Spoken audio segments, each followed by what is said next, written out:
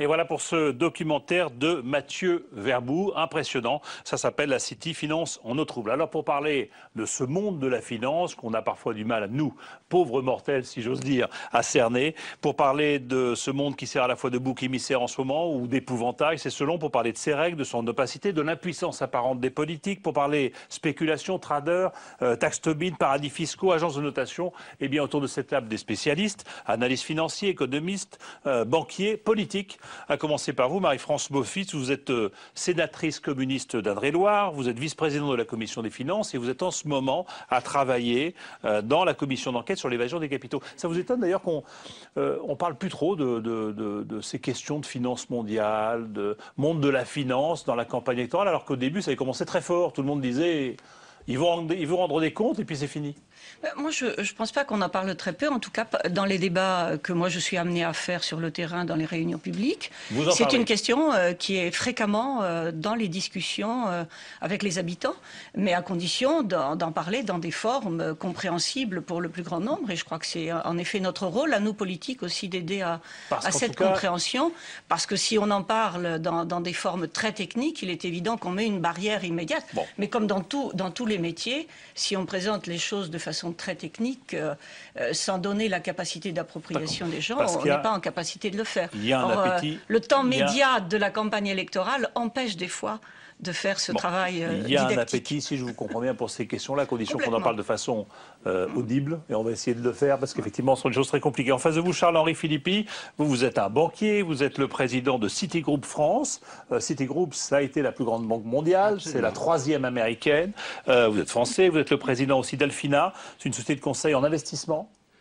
Oui, et vous êtes l'ancien PDG de HBC France, et vous avez écrit un livre qui s'appelle « 7 péchés du capital ». Oui. Il y a quelques petits péchés du côté du capital. Je pense qu'effectivement, je suis d'accord pour dire qu'on est dans une grande rupture historique, c'est-à-dire que ce qui a fait la beauté du bon équilibre entre le marché et la démocratie, entre le privé et le public, s'est perdu dans la prolifération du marché. Et que cet équilibre étant rompu, il va falloir essayer de le retrouver, et on n'arrive pas à le retrouver à l'intérieur des frontières nationales. C'est très très difficile à faire. Il s'est rompu au détriment de qui? De la démocratie? Le marché a dépassé les frontières, il a proliféré pour des raisons à la fois techniques et idéologiques. Bizarrement, au fond, à mesure qu'on avait plus besoin d'argent pour faire fonctionner l'économie, au lieu de mieux le contrôler, on l'a libéré, n'est-ce pas, en quelque sorte. Et ça, je crois que c'est une vraie grande question. Cette question est celle du débat entre le politique et le marché. C'est-à-dire que nous avons tous le sentiment que nous sommes en état d'obéissance, au fond, vis-à-vis des marchés financiers. Que ça nous échappe. Comment reprendre la main? Comment est-ce que la démocratie reprend la main pour contrôler le marché sans le brimer, en lui permettant de fonctionner? C'est toute la question qui nous est posée. On n'a pas encore la réponse. On va en parler.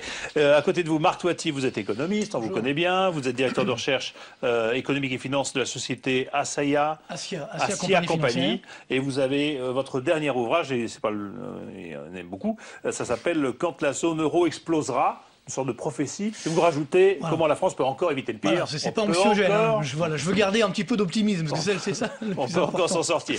Alors il y a Henri Sterdyniak qui nous rejoindra dans un instant. Il est lui aussi économiste. Il est membre de l'OFCE, je dis pas de bêtises, c'est l'Observatoire français de conjoncture économique. Et aussi membre d'une association d'économistes atterrés. Donc il nous dira en quoi